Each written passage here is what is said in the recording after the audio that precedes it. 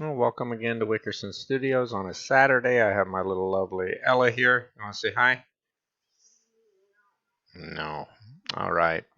Well, basically, I'm starting a series that's complex to start, but it's as complex as this text. It's probably one of the most translated texts in the world, and I thought the Tao Te Ching would be interesting from Lao Tzu, his writings in 81 chapters, to articulate into some geometries. And unlike the Bible, which is probably one of the most published books in the world, I think this one's probably more appropriate for what I'd like to do. So what I have here, um, if you take a look, is basically I've started with a number slider that will build a domain, that will build a range, that will calculate the length of that range, and it will generate a set of points. I've grafted that fairly simply to make a grid. If I take my graft off, you'll see we're back to just x equaling y. In the range, couldn't be a much more simpler script.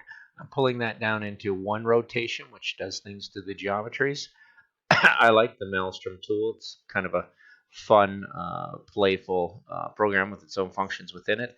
And then I'm creating a surface from points from that transformation. And then once again, I'm just doing that again, but without defaulting to the XY plane. I've actually positioned the plane on a second Maelstrom in the XZ plane. And it certainly does some pretty cool things to it. You have to be careful with the numbers not to touch them. And if you're going to run it, the script's going to slow down pretty quick. But basically, I'm interpreting the Tao that can be spoken is not the ever constant Tao. The name that can be named is not the ever constant name. That which is without name is the beginning of heaven and earth. That which possesses the name is the mother of the 10,000 creatures. And that's where I like the idea of parametric and applying it to that. Yes? What's up, babe? Well, give me one sec. I'll get you a snack. Therefore, always without desire. Thus you observe its subtle mysteries. Always possessing desires. Thus you observe its external appearances. These two arise from the same source but have different names. Its sameness is called the deep mystery, deep mysteries, and again deep mysteries, the gateway of many subtle mysteries. And I'm going to run that animation. You'll see it's not the quickest one in the world. I've got it set to 50 frames instead of 100, and you can see that self-generate. I find it's a nice little animation. It does create a pretty awesome surface, complex if you're going to do something with.